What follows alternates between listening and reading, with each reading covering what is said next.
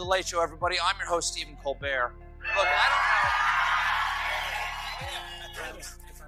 I don't know what you all are talking about, but everybody I talk to is talking about what Donald Trump doesn't want to talk about. So let's talk about it.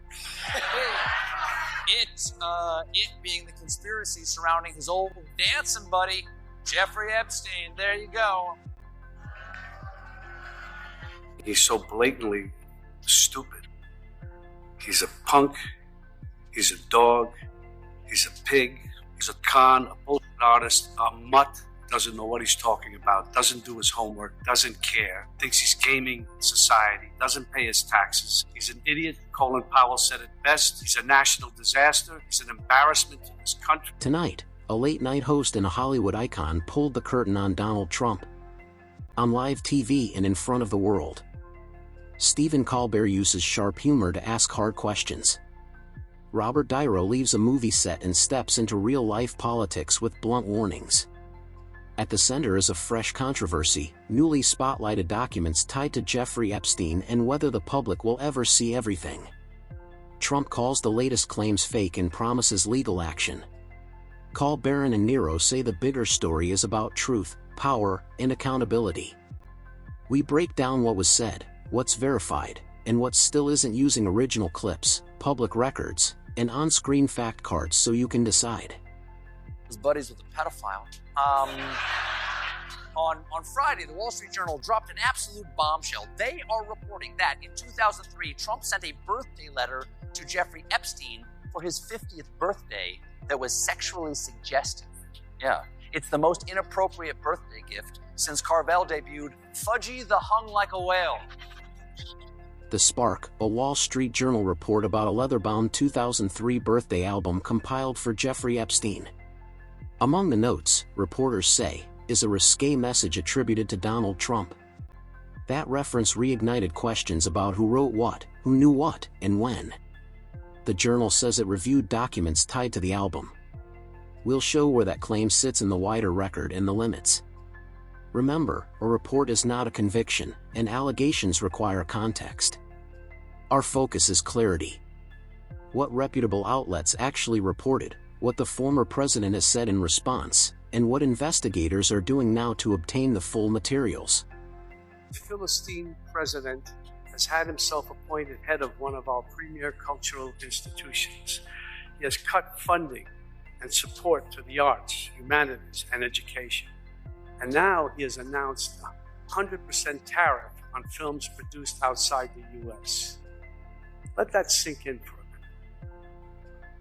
You can't put a price on creativity, but apparently you can put a tariff on it. Of course, this is unacceptable.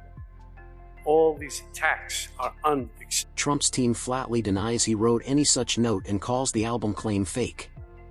He threatened to sue the Wall Street Journal and News Corp, saying the reporting is defamatory. This part matters because it sets a legal posture. If litigation is filed, discovery could force more evidence into the open, or the threat could remain just that, a warning shot. Either way, it elevates the stakes for viewers. The key takeaway is simple. There's a contested document, a firm denial from Trump, and a promise of legal action that, if realized, would test a reporting in court. For years, before he was, reelected, and recently, since they all got into office, a bunch of high-ranking people in Trump's administration have kept promising to release the files surrounding Jeffrey Epstein, his mysterious clients, and his suspicious death. But now, suddenly, for reasons that I legally cannot think of, Donald Trump seems desperate to stop us from knowing who Jeffrey Epstein's client is. While late-night riffs grab attention, the paper trail is moving through Washington. A House committee has subpoenaed Epstein-related materials, including that 2003 birthday book, pressing a state and agencies for records. Why it matters? If obtained, authenticated pages to confirm, clarify, or contradict what's been reported. Lawmakers from both parties say victims' privacy must be protected, but transparency is essential. Our coverage will mark any official releases on screen with source and date. Until then, we treat all claims as unverified unless supported by primary records or multiple credible outlets.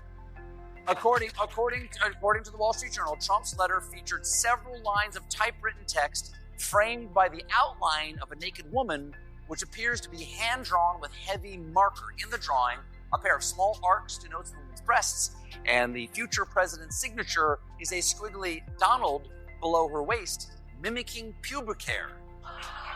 Do you know what that means? That means Donald Trump has drawn pubic hair on every executive. On a late show, Colbert frames a controversy as a transparency test. His point: powerful people often tell supporters to move on, but unanswered questions persist until records are public. Comedy isn't evidence, but it is a megaphone. Colbert's jokes land because they echo a public frustration. Why are there still sealed pieces to a story that touches politics, finance, and celebrity? He pushes the line that sunlight is nonpartisan. If the file's clear, people release them. If they don't, accountability follows facts. So angry that this country has gotten to this point, that this fool, this bozo, has wound up where he has. He talks how he wants to punch people in the face. Well, I'd like to punch him in the face. This is somebody that we want for president? I don't think so. What I care about is the direction of this country. And what I'm very, very worried about is that it might go in the wrong direction with someone like Donald Trump. If you care about your future, vote for him. In recent remarks during a foreign trip, Trump said he never had the privilege of going to Epstein's island and claimed he turned down invitations. Statements like this are on record and easily checked. They're relevant because they show how Trump seeks to distance himself from Epstein, whose crimes are undisputed. Again, statements are not proof of wrongdoing or innocence, but they set expectations about what future document releases should show. If logs, letters, or testimony surface that match or clash with those statements, we'll note it on screen. For reasons that I legally cannot think of, Donald Trump seems desperate to stop us from knowing who Jeffrey Epstein's clients were. In fact, yesterday, he said he was surprised anyone even cares about the guy. I don't understand it. Why they would be so interested. He's dead for a long time. He was never a big factor in terms of life. That sentence was never a big factor in terms of word. A viral phrase, the client list, suggests a single definitive roster waiting to be posted online. Federal officials have repeatedly said such a list doesn't exist as one document. Instead, there are scattered records, logs, depositions, correspondence, and exhibits. That nuance matters for expectations and timelines. It also explains why Congress is asking for multiple categories of documents rather than one file. We'll continue distinguishing speculation from on-record statements as more material is requested, released, or withheld. I worry that if he were to win again, and I'm not saying this like it's such a far-fetched notion, if he were to win again, that he would not give up power. You know him. He even said it. He's never going to give it up. And anybody who deludes themselves thinking that he is, shame on you. Robert De Niro moved from screen to sidewalk, delivering warnings about Trump outside a New York courthouse. His appearance campaign-adjacent and confrontational signal that this debate isn't just late-night comedy, his political narrative warfare in full daylight. Whether you agree or disagree with De Niro, the moment amplified scrutiny. If culture figures speak out, does it help accountability or deepen divides? We log who/where/ when so viewers can weigh to context. Not just a sound bite. Democracy is at risk in this election? I think that it is. I always keep saying democracy is great, of course. But democracy people take for granted. It's a word that some people don't even understand. They take it for granted. It's about right and wrong, period. The guy's a monster. It's beyond wrong.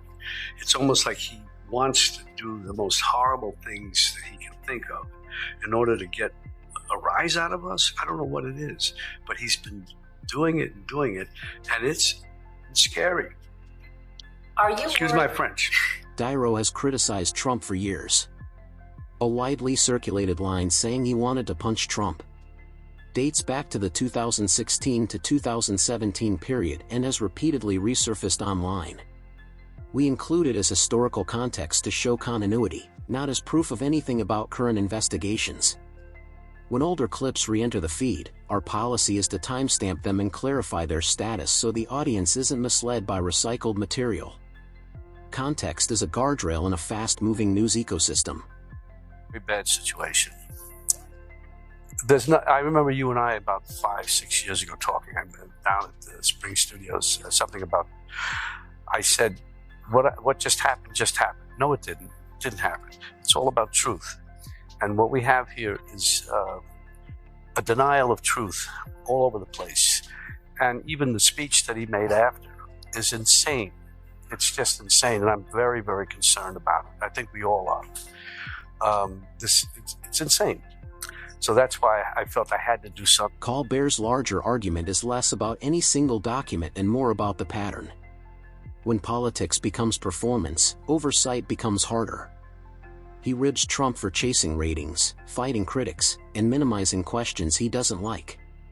The comedic frame keeps viewers engaged, but he anchors it with consistent call for documents and dates. In our piece, we mirror that. We'll show the citations, the subpoenas, and the denials on the same screen so the audience can judge substance, not just showmanship. The Jeffrey Epstein case would be of interest to anybody. It's pretty boring stuff. Yes. No, he's right. The Epstein saga is a total snooze fest. I mean, the most powerful man in the world is blocking information about a cabal of the rich, the famous, and the royal, befriending a con man who regularly flies off in his private plane to his private island or do super illegal sex stuff. Then the con man is arrested. People are afraid he's going to name names, but before he can, he mysteriously dies right after being taken off a suicide watch in a federal prison during the administration of the guy who is blocking the release of the information. Boring. I can finally speak unvarnished truth to power and say what I really think about Donald Trump, starting right now. I can finally speak unvarnished truth to power and say what I really think about Donald Trump, starting right now.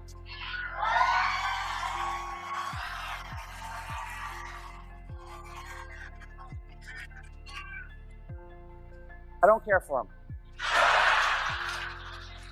Doesn't seem to have like a skill set. Doesn't have the skill set to be president. Just not a good fit. That's